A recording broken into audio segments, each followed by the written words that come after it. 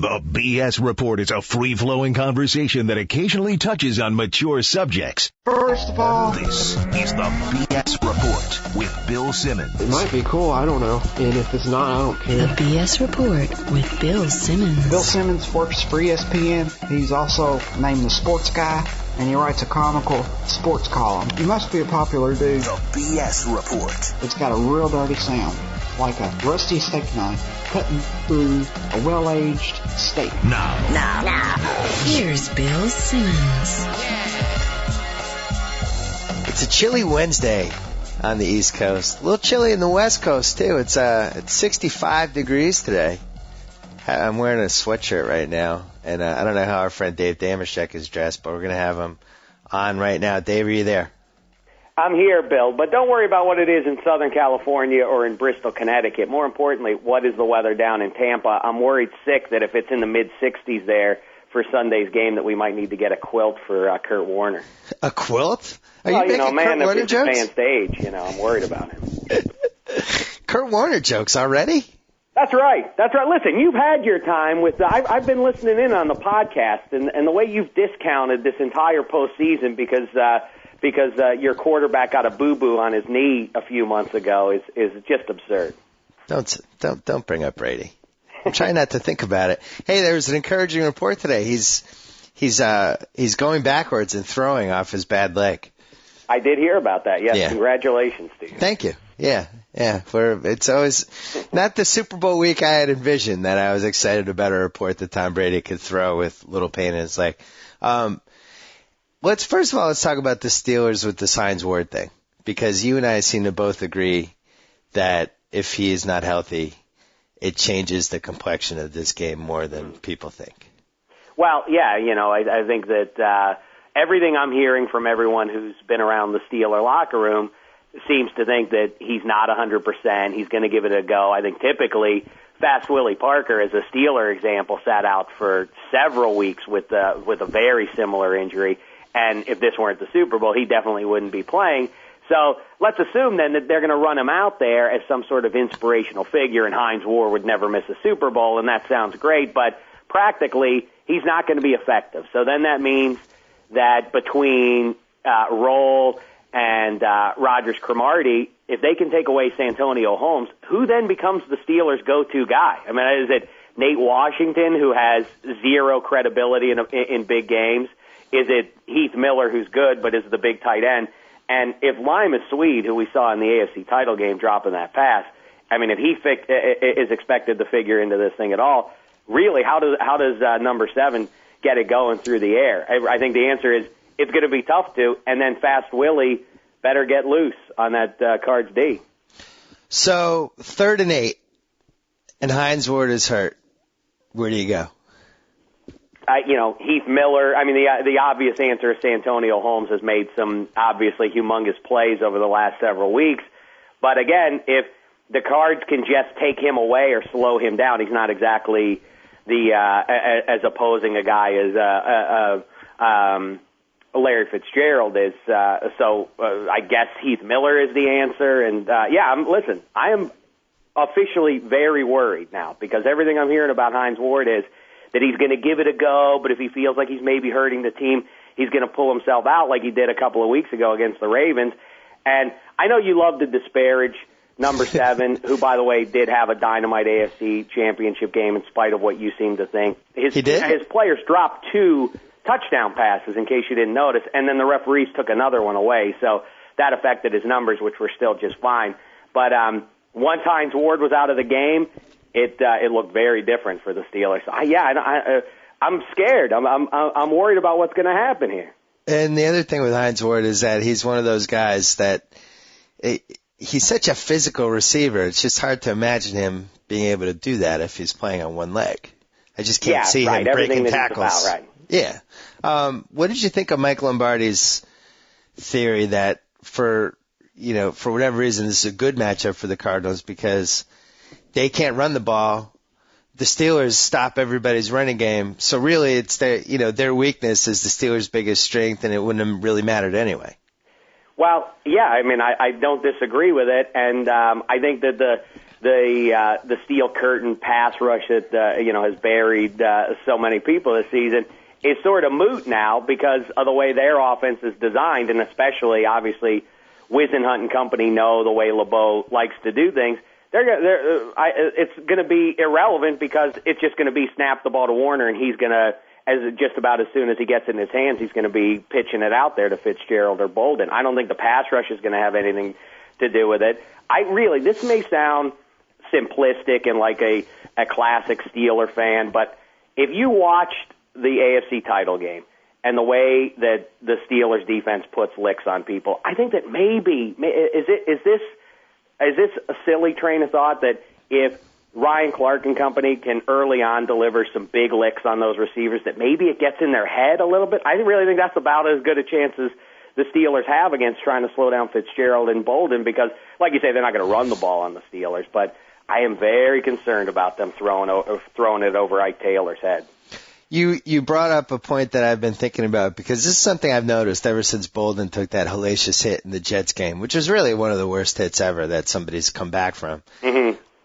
He seems squeamish to me going over the middle a little bit. I've seen him drop passes over the middle. I've seen him do the thing where he's kind of looking to see who's coming as he's catching it. I don't think he's been quite the same since that play, and the numbers reflect that even in the playoffs he had that 171-yarder against Atlanta, and that's really it for the big Anquan Bolden plays. I think he's thinking about Ryan Clark. How can he not be human and not think, all right, this guy's put down two guys, and I have a reconstructed face that makes me look like Irvin Johnson, not Magic Johnson, Irvin Johnson, the Buck Center. Good call, yeah. And a little bit Shannon Sharp. They kind of gave him the Irvin Johnson, Shannon Sharp face. I don't know if I'm happy about that if I'm Anquan Bolden. But I don't know. I think he's hearing footsteps because the Steelers, the way they hit is frightening. Yeah, well, that's exactly. I said the same thing I asked Merrill Hodge that exact question earlier in the week, and he didn't disagree with that. Right. I mean, Bolden, like you say, this was this season. This wasn't a couple of years ago, something that he's gotten beyond. And then beyond that, Kurt Warner remember the melodrama that he was considering retiring because he didn't like putting guys in that position. That's why I say, if early on in the game, if they're trying to get their passing game going, and Ryan Clark belts one of those guys, like you say, they're human beings. Doesn't that have to get in their head? Yeah, I don't think Fitzgerald would care because he just seems to me like somebody who, if anything, he's the one who likes to dish it out. I think he'll kind of enjoy it. The other guys I'm not as sold on, and they certainly don't have a tight end that they can throw to. So it's basically just Bolden, Preston, and Fitzgerald. Preston I'm not really sold on either. I think he's a vertical guy, but not somebody you want going over the middle. It's really, if Bolden gets taken out of the game early, I think they could shut down Fitzgerald. They just quadruple team him or whatever. Yeah, and the other then big question is with the way that Whisenhunt attacks the Steelers defense. That was the other thing was that kind of freaked me out was talking to Jaws and to Hodge earlier in the week. I figured, 2 years ago they were involved with the Steeler organization. It's been long enough now, enough personnel turnover and everything else that can't really be a factor in the game. It's just something to talk about for the fortnight as we led up to the Super Bowl. But they both said, oh no, as we look at the game film, especially from last year's game in Arizona when the Cardinals beat the Steelers, you can see that Whisenhunt is making adjustments based on things that he recognizes, and that is going to be a factor in the game, which, like I say, is scary stuff for the Steelers. This goes back to that thing we talked about last time you were on where the guys like Jaworski and Hodge, the combination of the coaches' tapes and them just understanding football better than us, they talk in this language that we just have to agree. It's not like we could be like, no, Jaws, you're totally wrong. It's like, okay. I know. I started to try and give them an opposing argument, but I had no ability to do it, yeah. It's like arguing about algebra with somebody who got a PhD in math. You just, okay. Now wait a second, but you just, I do have to go back for a second. I know we're getting to the Super Bowl here, but I listened to you and Cousin Sal on the podcast earlier this week. Yeah. What are the two of you talking about that you didn't think the AFC title game was that fierce a game? The Steelers literally knocked out 3 Ravens in the game. The opening kickoff the Ravens special teamer looked like Trevor Burbick after Mike Tyson getting up and wobbling around and walking to the wrong sideline. Then Lima Swede actually makes a decent play and destroys Corey Ivy. And then the train collision between Ryan Clark and McGahee. I mean, in terms that you can understand, Bill, this was Balboa Creed too. Both men went down to the turf and laid there until they both were just about counted out. Clark gets up barely to claim the ring with the rest of the Steelers, and McGahee goes to the hospital. That was a brutal game, and the Ravens were taking plenty of late shots on number 7 Roethlisberger, who you also seem to have no respect for.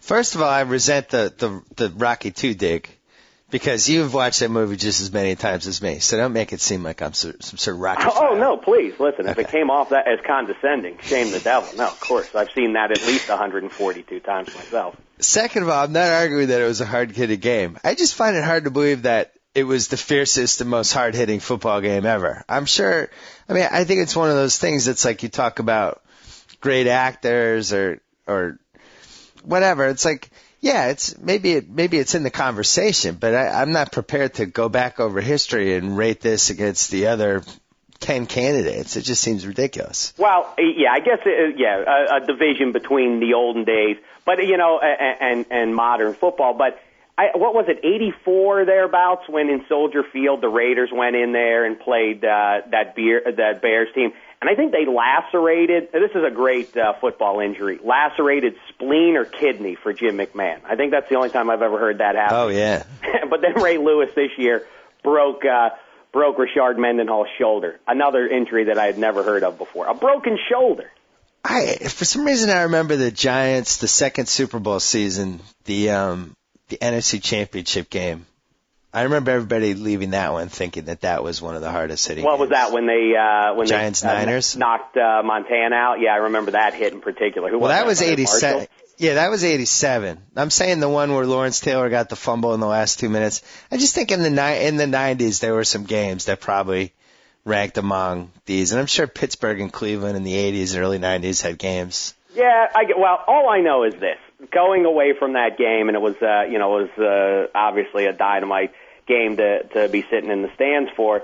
But what thrills me as much as anything with it is I love Ray Lewis now. With his pre-game ritual, he's got his little bandana on his head, and he gets in the huddle with all the defensive guys, and he crouches down real low, and he starts rocking back and forth, and he's like, "We're going to dominate today. We're going to be the bad guys today. We're the villains today," and he does all that stuff. I love when he does that, because he's going to go to the Hall of Fame, no doubt, and I encourage him to keep doing it because it works against 30 NFL teams. But one team that is impervious to that nonsense is the Pittsburgh Steelers. Ray, you never beat the Steelers when it counted. 3-0, 3 wins for the Steelers, 0 for you this year. 3 donut. Go dance about that, Ray Lewis. That was pretty impressive, 3-0 against a pretty good Ravens team.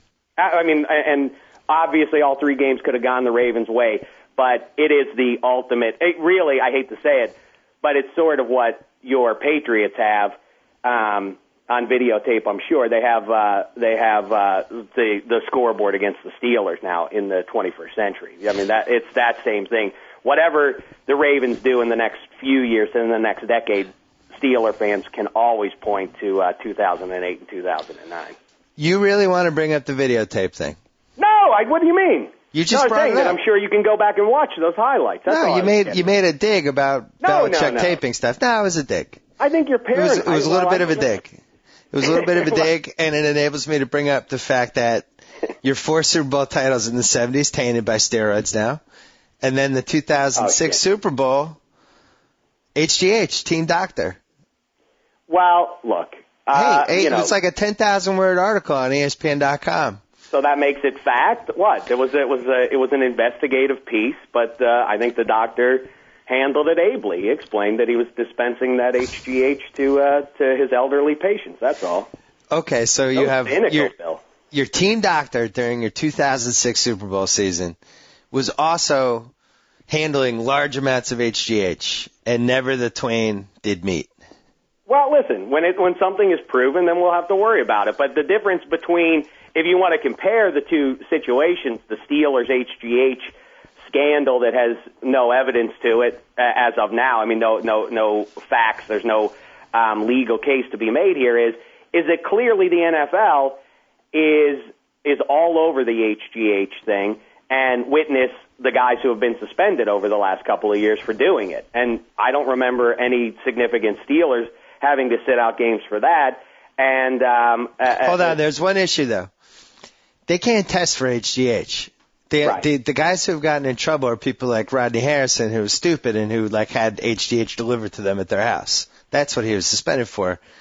We have no idea how to test for HGH. It doesn't really show up, and you can only kind of catch people in roundabout ways, like they were involved with a doctor who had it or whatever. And that's why, this isn't really a common thing to talk about, but we do it all the time with baseball when somebody goes from 15 homers to 38 homers or whatever. With football, it's like people just don't care. Like Ray Lewis looked better this year than he did in the last 5. He's in a contract year. He's old. That seemed fishy to me. Edgar and James was done in October, put a fork in him, and now he's knocking guys over in January. Like, that seems fishy to me. But we never talk about this stuff. We never wonder. It's like only baseball has been besmirched. Yeah, that is it really is an interesting double standard. You're right about that. But for whatever reason, the guys who got caught during the season this year, the notion that the Steelers, again, just to compare the two, is the Steelers have allegedly used HGH. Some of the Steelers or their doctor dispensed it. This is all allegation. There is no fact to this. But anyway, we know that the league is looking at this thing and, in fact, unearthing more examples of it. Whereas with the Patriots, the big excuse with the Patriots thing is, everyone in the league does it. We're the only ones who got caught. Well, then how come in the last couple of years no one has come out of the woodwork from any team, and no minor coach, current golf pro in Alaska somewhere. No one's come out of the woodwork to say, I was with the Chiefs a couple of years ago, and we actually were using videotapes. The difference is that HGH guys have been caught with HGH since this little Steeler scandal. And I'm not saying it's not true. I don't know what the story is with that. But the Patriots thing, their explanation, their rationalization was, we're the only ones who got caught. It's all over the place. And yet we've never heard any other team come up with this sort of a scandal. On the other hand, they're the only ones who got caught. Who? What are you talking about? They're the only ones who got caught. No one has even suggested. There's not even an example out there anywhere of a guy saying, I happen to know that the Miami Dolphins, they did cheat a couple of years ago. They did use videotape. Well, how is it possible that it is that airtight, that there's not a single example of it? Here's my homer take, or my homer defense. They got caught once. They paid a penalty for it. There were other allegations that were all proven to be unfounded. And that was it. They lost their draft pick, and as it turned out, it was a draft pick that probably really would have helped them. Because I hear you. Either they take a cornerback who, when did Rodgers Cromartie? Was he first round or early second round? First round. Oh, well. Mid. Or they take Matt Forte. I mean, was Matt Forte first round or second round? They were good second round guys. Top of the second round or something? I think he was top of the second round. So, it hurt them. They paid a price, and it tainted last season. And I think when you look at the crime versus the penalty that was exacted, I think we're even. All right, fair enough. I really agree? Sincerely listen. This is your show. I really don't like to engage in this, especially right now. We're hours away from the kickoff as the black and gold pursues an unprecedented sixth crown. I have no interest in this nonsense. I just brought it up because I feel bad for you. I just hope it's not tainted with the stink of the HGH doctor. Well, I appreciate your concern over that, but rest assured, I'm not concerned about that one bit. Let me ask you a serious question. You have to answer this in all sincerity and honesty, as if your daughter's life depended on it. Oh, all right. It's a little grim. All right, but no, I know it's grim. I'm just saying I want an honest answer from you. You've watched the Steelers team all year. You've watched the 2006 Steelers win a Super Bowl. You grew up with 4 Super Bowl teams. In your heart, does this feel like a Super Bowl champion that you've been watching? Well, it's interesting you say that because, for my short answer to that is yes, because I really did around, and I'm glass half empty as it gets. When I'm on with you, I feel like I'm positioned as sort of this blind zealot for the Steelers. But in fact, there's no one more pessimistic about what's going to happen with the Steelers week to week and year to year than I am. But I think that I don't know where it was, in the final third of the season, when they were running through the Patriots, the Cowboys, the Chargers, and just about knocked off the Colts, just about knocked off the Giants. It was, before the season started, for what it's worth, it was ranked as the hardest schedule, not just for this season, but in the last 20 or 25 years or something like that, based on the other team's schedule the previous year. So whatever that was worth. And most of those teams I just named weren't dynamite teams in 2008, but still were pretty good. And that the Steelers were winning a lot more than they were losing made me think, yeah, of course, this is arguably the best team in the AFC. I thought that if they had to go to Tennessee for a championship game, even though they lost in the second to last week, I absolutely thought the Steelers could beat that team. And as far as I'm concerned, yeah, the Titans are right there, the Steelers and the Ravens. Those were the three best teams in the AFC when it was all said and done. And I thought the Panthers were going to get to the Super Bowl. I thought that was going to be the game that they were going to get. I really look at the season, look back at the season, who really is a better team than the Steelers, which is ironic to say, considering that the Steelers' tradition, along with defense, is that they can run the ball, and they cannot run the ball a lick this year. But that aside, yeah, I think they're the best team in the league this year. Yeah, the thing that makes me hesitate is, are they, forget the word best. Are they the team that's playing the best right now? What does that really mean with the season that we've had and how weird it's been? You look at even the 2001 Steelers when the Pats went in there and smoked you in Three Rivers. But what were they laying, 11, 12 points in that game? Something like that. Well, again, what's the thing with the ancient history? No, I'm saying right now. I'm saying that team had team carried a lot of respect, and it was reflected in the Vegas line. Even in 2006, what were you laying in the Super Bowl? What was the number in that game? I feel like it was up near 10. I feel like it was. It was over 7, I think. Right? It was definitely more than a touchdown. I remember. And you were a 6 seed, weren't you? A 6 seed? Yeah, but again, Lombardi has backed me up on this. I think that the Steelers, keep in mind, that year you always discount that as some sort of fluky sort of thing, that they got hot at the right time. Tommy Maddox had to take over for Roethlisberger in the middle of the season and threw some abysmal passes in overtime that directly cost them some games. This was a team that was a legitimate team that was maybe not as good as the 15-1 team the previous year, but was a legitimate team. It wasn't like they just were some fluky 9-7 team like the Cardinals are right now. I won money on those Tommy Maddox games, so don't tell me I forgot about them. Well, my point is that this year they're the number 1 seed. They took care of business in 2 straight games. They're playing a 6 seed that went 9-7 during the season, has really only played 4 straight good games, and they're only laying a touchdown. It's weird. And that number came out before we really knew that Hines Ward was messed up too. Yeah, and the Steelers aren't they're not an offensive juggernaut, but that doesn't have. Again, let me just say to you, that is not because of number 7 or things that he can't do. I don't understand it's not just you either. It's not that people are dismissive of him, that when people put out their lists of the top 3 or 5 quarterbacks, you often don't see him on that. People actually still think they would rather have Drew Brees or Tony Romo than Ben Roethlisberger. Seems insane to me. It's the disparity in the opinion. It's not zealots who just say Roethlisberger's awesome.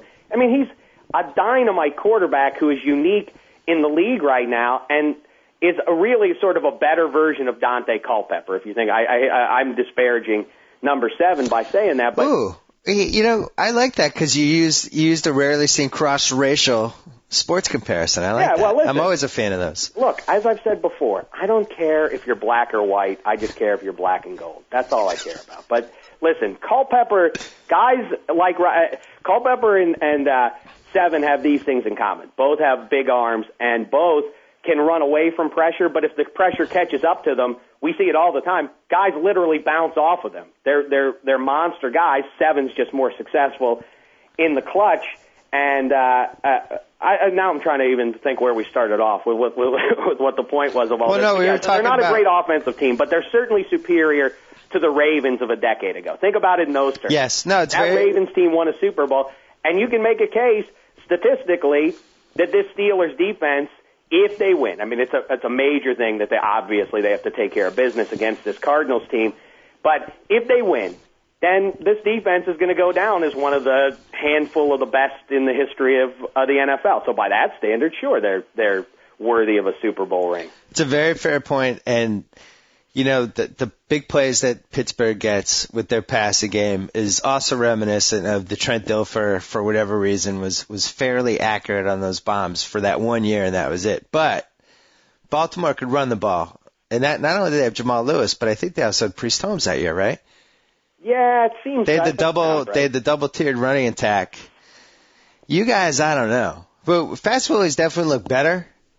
And there's a good chance he could have some success against Arizona, but that's really it. I don't really like any of your other running backs. Well, first of all, Rashard Mendenhall next year is essentially going to be a first-round draft pick for the Steelers. But all right, for right now, you're right.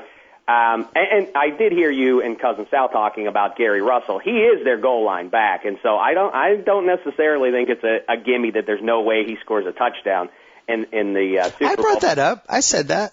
But yeah, I think he's fine. But Fast Willie, this again, I don't know which way it's going to go. It'll be interesting to see on Sunday. Is it the Fast Willie and the Steelers running game that was pretty much non-existent for the bulk of the regular season, and then in the last regular season game they decide we have to establish the run here against the Browns? It's like a nice little warm-up for us against a JV squad here to get our confidence going, and they did that, and then he was dynamite. He had his best game of the year against the Chargers, and that's not a terrible defense. The Ravens' defense is just one of those couple of defenses, along with the Steelers, that just nobody runs on. So are we going to see Fast Willie not be able to get on track? But I am inclined to think that that's where the game is. I think that's if the Steelers win, Fast Willie maybe ends up being the game's MVP. So basically we're down to two scenarios. The first one, if you're thinking Arizona has a chance, is that Whisenhunt knows Pittsburgh. Pittsburgh's running game isn't that great. They can make a couple big plays. They're probably going to dominate special teams. Their biggest weakness is Pittsburgh's biggest strength, so that ultimately maybe isn't going to matter. And if Pittsburgh doesn't hit on a couple of those big plays, it's a close game. Arizona moves the ball. You can see a potential upset. So that's one scenario. Mm-hmm. The other scenario would be Arizona can't run the ball. They can't do anything. They have to throw every down. Pittsburgh's prepared for it. They beat the crap out of the receivers. On the other end, they throw the ball. Fast Willie does better than you'd think, and it plays out a lot like that Ravens-Giants Super Bowl. Yeah, I think I could see it being a sort of ragged sort of thing. I think that the 60 minutes won't go the same as the Eagles and Cards did in the title game.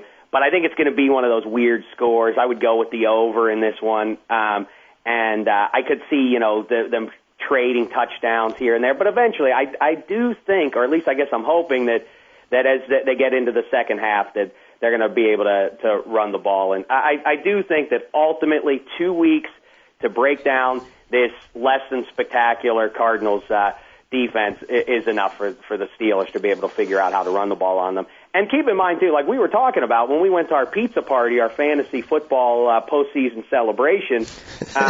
So embarrassing. It was great. Our and fantasy football postseason pizza party.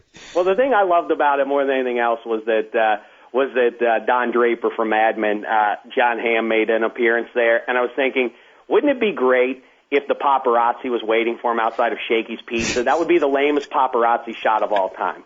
You know what? As I walked in, he was outside on the cell phone having a smoke. And I was disappointed that 17 Us Weekly photographers weren't surrounding him. Yeah, snapping. but so we all ran out of there to get home for the late game and go watch the Panthers and Cards play.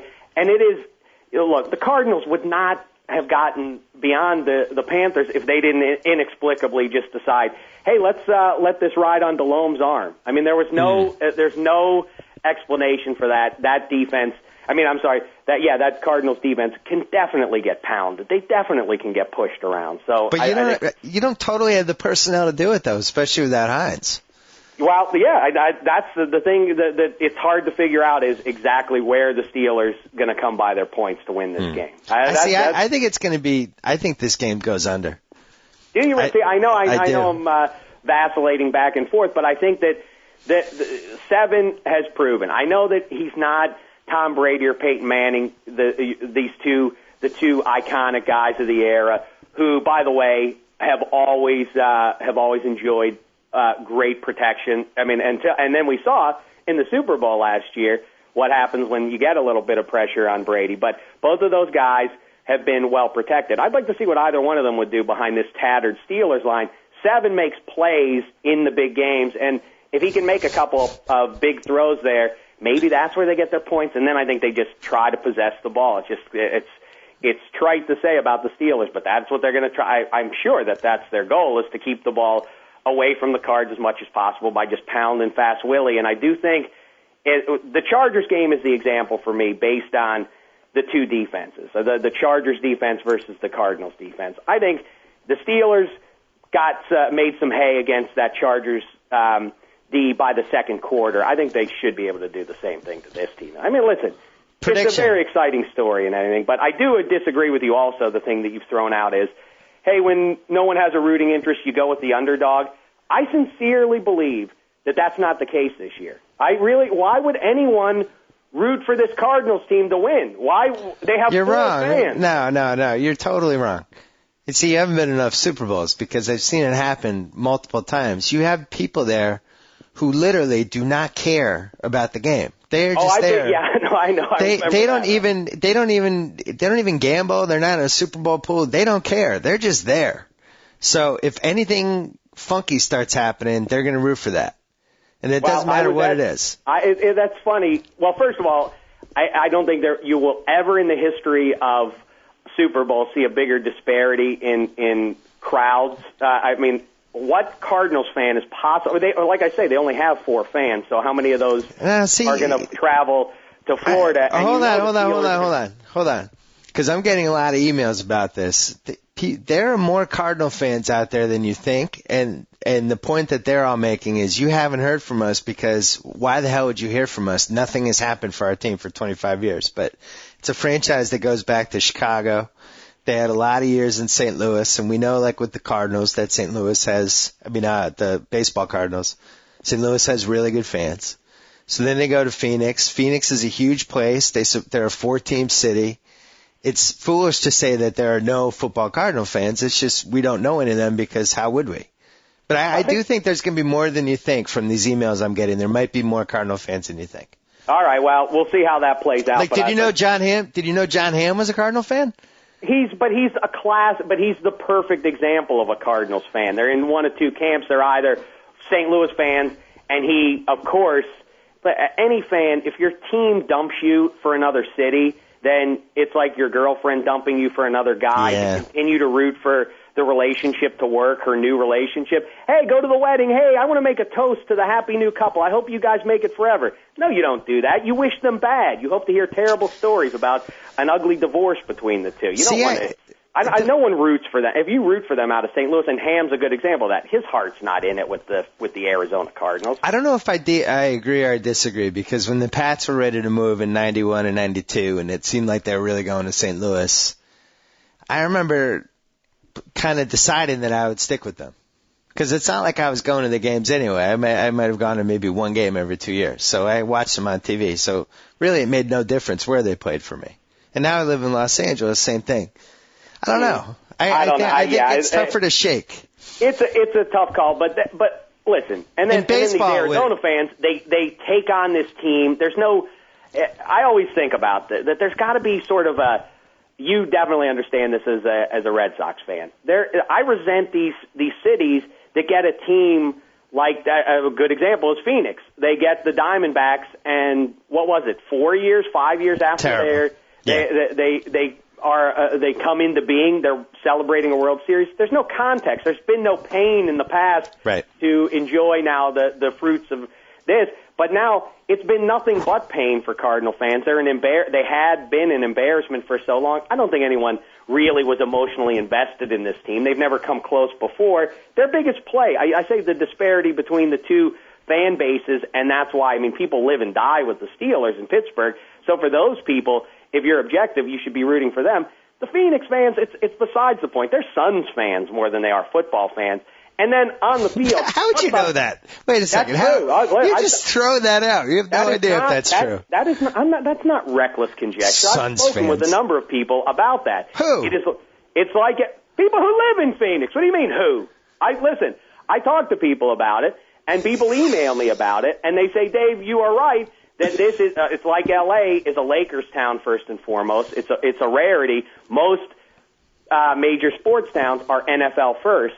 I think that probably Boston is not one of those, right? It's Red Sox first, Lakers first in L.A., and in Phoenix, from what people have told me about it, it's a Suns town first. And listen, the disparity in the two teams' traditions and histories. The Steelers' greatest moment is what? The Immaculate Reception, their first Super Bowl win, beating the Cowboys twice in the 70s. HGH getting created. Listen, I don't need that. But the Cardinals' greatest moment in franchise history was Cuba Gooding Jr. catching that touchdown pass at the end of Jerry Maguire. And so what history is there for this team that deserves them to win a Super Bowl? Let them have their moment. You got to a Super Bowl. It's nice.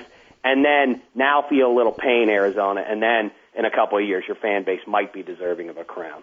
I would have written about Cuba last week if I had done a mailbag, which I had originally intended to do, and then I wrote about my dog.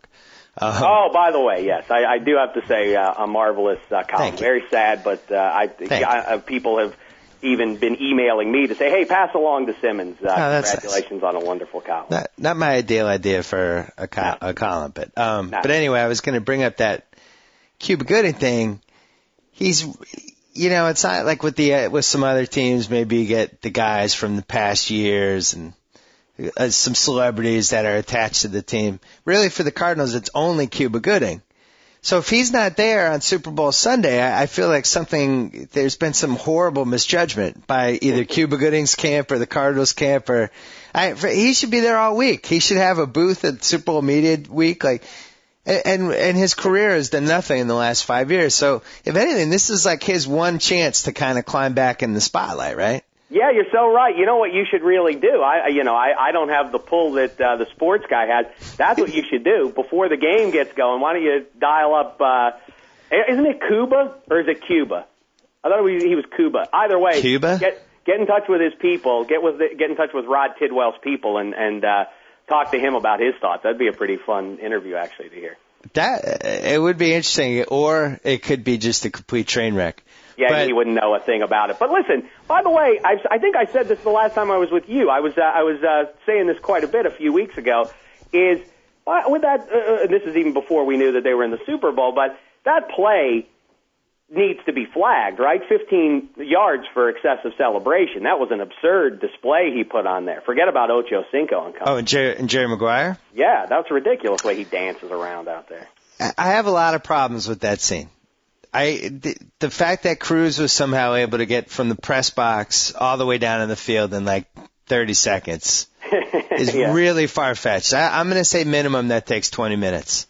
And that's even before you get into the whole part about how Cruz was able to go to a Monday Night Football game in Arizona that would have ended probably 9:30, 10 o'clock, wait for the post game, wait for all the interviews to be done, then somehow get to the airplane, fly back to Los Angeles, and the We Hate Men Women support group is still going on. Yeah, I had no idea that those old hens get together until the wee hours of the morning. It would have to be 3 a.m. for that whole sequence to play out. But beyond that, Tidwell's hurt. I just don't see him springing up and doing the dance right away. Okay. I think at least he gets helped off. Yes, that's right. And listen, and now you've just shot more holes in the greatest moment in Cardinals history. So there you have it. That's the team you want as your Super Bowl champion, a 9-7 team. I completely agree with you, by the way, that this season's credibility would be called into question. And in fact, the NFL's credibility is sort of on the line I don't want to be too grandiose and try to make too big a case for why objective people should root for the Steelers, but think about your Patriots last year on the cusp of going undefeated, and then they get upset, and it's a great moment for the NFL that you have this underdog Giants team win it. But if you have too many upsets, if it becomes completely unpredictable, if every game is a coin flip, then the like I say, the credibility of the league is in question, right? Yeah. On the other hand, I wonder really how much people care. I think people kind of I think people like the unpredictability. I think now it's fun, but I said this. It bothers us. 10 years, whatever, 15. With free agency and the way teams rise and fall, 13-3 1 year, 4-12 the next, and then they're back in the playoffs the third year, is getting a little too crazy. And right now the sample size isn't large enough for this to be the case. But in about 25 years from now, think about this. When every team's number, it's just a matter of time till your number comes up. Now it could be the Cardinals' year to go 9-7 and somehow steal a Super Bowl. And then the Lions will win one in 4 years. The Saints will get one, the Jags. Once everybody has won a Super Bowl, it ceases to be an exclusive club that's hard to crack, and then it doesn't become as much fun. It's just sit back and wait because you know eventually your number's coming back up. And I'm afraid that's where the league is headed. Now the Steelers can cut that off at the pass by because for me in general, dynasties, I don't care what anybody says. I know the commissioners are all obsessed with parity, but as far as I'm concerned, dynasties are the best thing for leagues. And that's been my biggest argument with how the NBA should redo the lottery process. I just think you make the lottery, you get the same odds as everybody else in the lottery. Because it's not a bad thing for Blake Griffin to go to a team that just missed the playoffs. Because all of a sudden that team's going to be really good. That's not a bad thing. It's actually a bad thing if Blake Griffin goes to a terrible team. And he has to carry it and have all these false expectations and, you know, he's learning bad habits. He's playing with guys who aren't good. None of that's good. Yes, I agree. I mean, you want the Celtics and Lakers to hook back up in the finals. With I guess the Cleveland LeBrons would be an interesting champion as well. But the Steelers being good consistently. Any dynasty in any sport gives context for the rest of the teams. It gives the rest of the teams something to measure themselves against. If we look back, like I say, if we are 30 years from now and we look back and it's just Seattle this year won, Jags won the next year, and there is no pattern to be followed by who the teams that are consistently winning are, then it really does become, let's just sit around and flip coins and bet on which one's going to come up heads. Well, you wonder, I was trying to do this off the top of my head when you were talking about this before. You just think like the last 10 years of championship weekend games. I'm reasonably certain that every single NFL team has played in a championship game in the last 10 years except for Detroit and I'm sure, Buffalo. Really? That's a funny one that they Buffalo and then, and it would have been the Music City Miracle year, but we know what happened there. And then obviously the Texans. But then, and I'm sure there's one more I'm forgetting, but you're talking about at least 27 or 28 of the 32 teams have made a championship weekend appearance. Yeah, that sounds silly, but as long as you get these teams that when it's done, that you say that team is one of those teams that keeps getting back there, and just for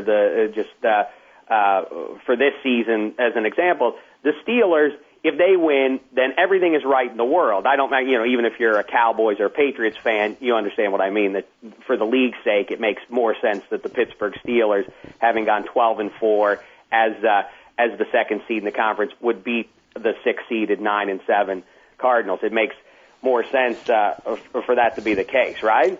Well, agreed. And you know what else has made it a little more interesting is teams have kind of finally figured out how to hire coaches. Mm-hmm. 8 years ago, Mike Tomlin doesn't get hired. They're just like, no, he's too young, he's black. Right. And he's out. Mariucci recycled. Yeah, you get, you look at the guys this year, teams took chances on guys. Hey, Rex Ryan, you know what? Screw it. Let's put him in. Or Raheem Morris. Yeah, he hasn't even been a defensive coordinator yet, but you know what? I like this guy. He's young. I think teams are figuring out that the younger you go, the better the better the rewards are going to be, because you're getting this guy who's hungry, who's going to spend 18 hours a day planning stuff. And I think, I think Tomlin, the success that he had was really one of the most important things that's happened this decade. And you look at the guy, all these coaching vacancies that were filled this year. 10 years ago, Jim Fassel is hired. Right. Hey, it's Jim Fassel. He failed in 2 other places. Here he is again. That's exactly right. And now teams aren't doing that anymore. And that makes me think that for parity purposes, it's going to become even more paritable. I don't know what the word is there, but it seems like all these different teams are coming to the same conclusion. This is how we build a team. These are the coaches we hire. So they're all becoming replicas of each other. Well, I think that's specifically with Tomlin and Wisenhunt. As a matter of fact, let me just go back with one thing. You talk about the credibility, and I say about the Steelers this year. Think about how bad. I resent listening to you and Cousin Sal and guys say, "Well, this postseason is just about invalid based on some of the teams that have been winning games." Because the Steelers are, as far as I'm concerned, obviously legitimate based on what they did in the regular season. But what if the Chargers had gone into Heinz Field and won that game? How bad would the league look right now? I mean, if you had a title game of the Ravens at the 8-8 Chargers on one side, and then the Cardinals at 9-7 hosting the other one, and right now, you'd have either the Ravens or, like I say, 8-8 Chargers going against this Cardinals team. It would be a joke of a Super Bowl. It would be worse than the Giants and Ravens 10 years ago. I mean, so thank goodness, at least for NFL fans, that the Steelers won that, because it really would be a joke of a postseason if they hadn't pulled that game out. But how about you go ahead? Well, on the other hand, if the Cards end up winning the Super Bowl, it would kind of prove that point. I guess so, but I really do. I've been saying, and talk to me on Monday morning after the Cardinals have won the game, and I'll change my tune. But I keep thinking that I feel this in my gut, that the Ravens and Steelers, the going into that game thinking the Steelers could beat them 3 times and really have something that stands for all of time, 3-0 against that collection of creeps, is sort of like Wilford Brimley in that in the shower in the shaving scene before the one game playoff with Roy Hobbs in the Natural, Yes. And he's talking to Red, and he's like, "Red, all I ever wanted was the pennant. That's all I ever wanted. I don't care about the World Series. We could get swept there. I just want the pennant." That's how I feel this year for some reason. I just wanted the AFC crown. I wanted for the Ravens and Steelers to hook up on a cold January night. That's what happened. The Steelers won. And so I kind of feel like if the Cardinals steal this one, it's not great, but you're right. It still will stink. But think about if that happens, the Tomlin versus Wisenhunt thing, these two young, apparently smart guys who are successful. If Tomlin loses this game, as much as he's beloved now in Pittsburgh 2 years in, if he loses to Wisenhunt, I wonder how much that's going to change. Are people going to start saying, they should have gone with Wisenhunt? Look, didn't get it done when they went head-to-head. Yeah, that's interesting. Who did you beat in the last Super Bowl? I can't remember. Oh, stop it. What, you want me to say the referees? I don't know. Oh, no. Yeah, they were on our team, right. I was trying to blank. I didn't get a lot of sleep last night. The Seahawks. Yeah, I guess if he loses to Wisenhunt, and then you could kind of demean Tomlin with the whole, he lost to Wisenhunt, and then the Seattle one, maybe it got handed to them. I guess you could talk yourself into that. I personally love Tomlin. He's probably my favorite non-Belichick coach, but what do I know? Yeah, he really does seem like, obviously I have a little bit of trouble seeing things clearly through the black and gold glasses I'm wearing, but he really does seem like an especially cool coach, doesn't he? He gets these guys in the exact right frame of mind to play games. He doesn't get them too amped up. I think Coach Cowher, that was his big thing. He would get them so excited about, you're representing the city and you're representing the Steeler tradition. I think that sounds good for fans to hear, but I don't think that's good for players to hear. I think that gets in their head and puts too much pressure on them. I think Tomlin just gets them ready to play and play semi-relaxed. Yeah, and I read something, I think it was Sports Illustrated, I don't remember, but about who was that guy who dropped the pass for you? Lima Swede. Yeah, and so he lay down, he kind of faked an injury, and when he came back, Tomlin laid into him. But he explained after, he wasn't mad that he dropped the pass because that happens. He was mad that he milked an injury and they had to waste a timeout because this guy couldn't figure out how to explain the fact that he had just dropped his pass, so he kind of rolled around. But I like the way he handled it. I like stuff like that. Yeah, I love like that. It's interesting. You talk about these young guys. You would almost think it's the opposite, that the opposite would be true. But the new era of coaches, Wisenhunt and Tomlin and beyond, and Harbaugh and everybody else, they're really sort of cool customers who understand the X's and O's, but they seem to deal well with their players because I guess they're close in age.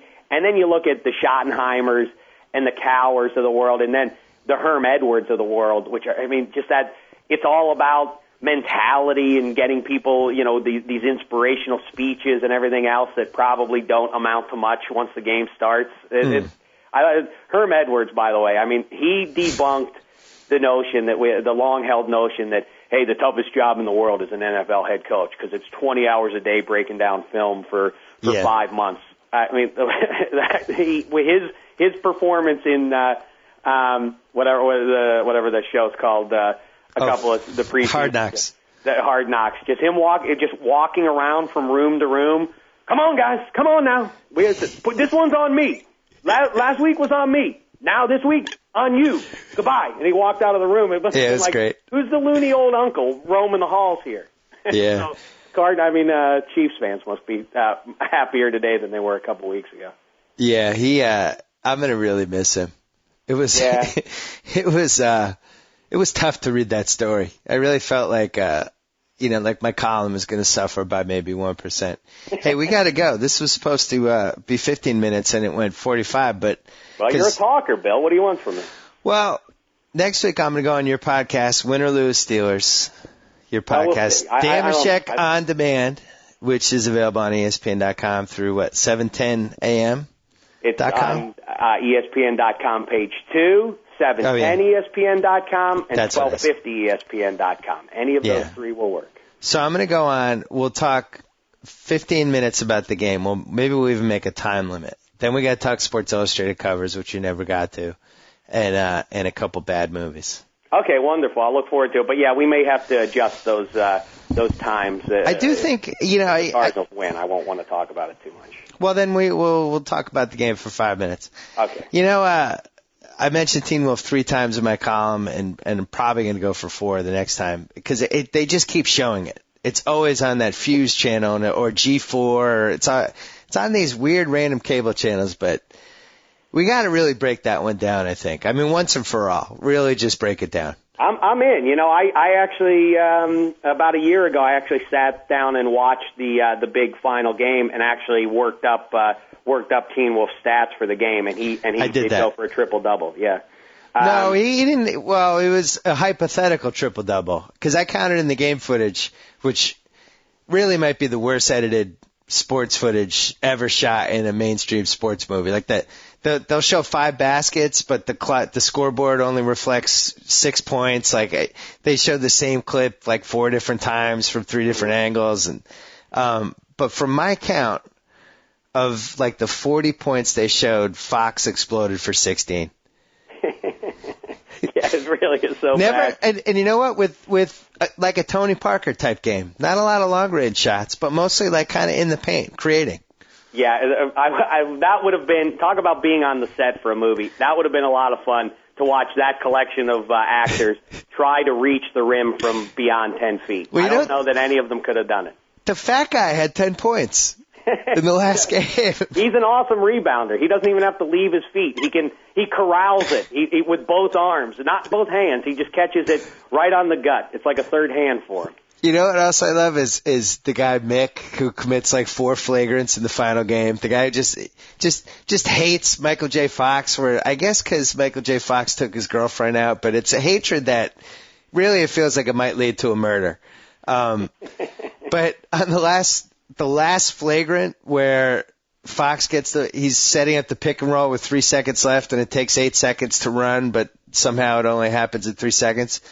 And so the guy comes over and nails him, and then the director must have told him to ad lib. and you see like everybody kind of pretends they're kind of a fight, and that the evil guy yells at the fat boy, "Come on, fat boy!" Like gives him one of those, like an ad lib. And you know the fat guy was kind of a little mad. Hey man, you called me fat boy earlier. I get it. Like he has a little bad blood after at the lunch spread or whatever after. But yeah, I think we should just break it down. Yeah, let's do that, and also give this some thought too. Why is it? I like to think about the disparity between movie reality and our reality. And why is it in the last quarter century there has not been a movie made that has something to do with a police procedural where there's a crime scene investigation? Why is it that there is an ongoing feud between the local authorities and the FBI? Whose jurisdiction is this? Hey, this is my crime scene. Why is there always this? Does that happen in the real world? Don't real cops, if the feds roll in and say, hey, this is my crime scene, doesn't the real cop say, all right, I'll be at the tavern when you need me. Take care. Have a good one there. And why is it then once they get it in the courtroom that the judge always has the attorneys on a short leash? Hey, I'm going to give you some latitude here, counselor. A very little bit of latitude here. You're on a very short leash here. What gives with that recurring thing? Is there any history for that in real police or courtroom situations? Well, with the crime scene thing, why is the second guy who always arrives at the crime scene is always a douche? Always. Yeah, right. He's a jerk. He's never a good guy. He's never like, hey, guys, what do you got for us? Hey, thanks for all the work you guys did. Really appreciate it. Yeah, never. What human being doesn't say, like, if you sheepishly kind of with your toe in the sand, kind of like, hey, guys, I know you've done a lot of work on this already, but my bosses are telling me I'm in charge here, so I guess if you don't mind, step aside here. Hey, this is my crime scene. By Get out of jurisdiction. By the federal government of the United States of America. It's a ridiculous argument. Yeah, and Die Hard, Reginald Val Harris, who, he gets a body thrown on his car from like 30 stories, drives in reverse, he's terrified, almost like kills himself flying backwards, and then everybody's a jerk to him. Yeah. So all he was doing was foiling a crime scene, basically, and everybody's like treating him like he's some scumbag. It's like if they'd throw him in jail. It's very strange. I have one more Teen Wolf question for you to chew on before we do your podcast next week. This is my problem with all werewolf movies. So I get how he turns into the werewolf and the hair grows and he grows fangs and all that stuff. But like in the prom scene in Teen Wolf, Boof wants him to be Michael J. Fox again. So you see him step off and he comes back and he's Michael J. Fox again after he'd been the wolf. Mm-hmm. So what happens to all the hair? Interesting, yeah. The hair just couldn't. I understand how hair can grow, but at the same time, the hair would have to disappear. So somewhere in the trash bin with what happens to Bruce Banner's tattered clothes once the Hulk he turns into the Hulk and those. Yeah, but they address the clothes in the Hulk. In this case, it's like this guy was covered in hair and now it's gone. Only it disappeared in the thin air. Like I always thought, either he should have been covered in hair, or there should have just been a pile of hair next to him. Listen, I guess a first-rate janitor makes all the difference. Sweeps it up before any of the youngsters can slip on the dance floor on that hair. And the other thing that bothers me about Teen Wolf, we really should just break this down, but they're down 22-3 in the championship game without Fox. 22-3. I mean, you saw that the other teams, none of those guys were good on the other team. Well, it's a little dramatic. It's ridiculous, too. And then the other, the thing I think that you and I have discussed, and we can certainly talk about this in the future, too, is the fact that, listen, where's your gumption? Where's your desire to win there, Michael J. Fox? You're going to play as yourself? No, be the Teen Wolf. I mean, why would anyone in the crowd, why would any teammate support that move? No, I'm going to play it just as my lame woman, girlish shot shooting self. I mean, like, why wouldn't everyone on the team be like, no, you don't play unless you turn into the wolf, fella? Well, what we're seeing, we're seeing that right now with Kobe Bryant and the Lakers. How so? He is in Scott Howard mode. He's in, guys, I'm not going to be the wolf. I want to, let's win this the old-fashioned way. But his teammates are still kind of waiting for him to turn into the wolf again, and they feel it's coming. Fine analogy. Yeah, I like that. Yeah, that is pretty good. Thank you. Let's end it on that one. All right, so next week I'm coming on your podcast, win or lose. In the meantime, I don't know whether to wish you good luck on the Steelers or not, because I don't know if I'm picking them. But if I do pick them, good luck with the Steelers. No, I want as your postseason record shows, and in fact, the Steelers did finally break the Simmons jinx of you picking the team that's going to lose the game every time. But yeah, do what you will. What you say, what I do at this point, will have nothing to do with it. Let's, just listen. I'm nervous as all get out. Let's get the kickoff already. All right, good luck, and I really hope we see Cuba Gooding at some point. And I'll talk to you next week. Thanks so much, Bill. Take care. So I get to sign off. Whoa! Thank you for downloading the BS Report with Bill Simmons. Too much fun. Check out more podcasts at the iTunes Music Store or at PodCenter at ESPNRadio.com. Peace out.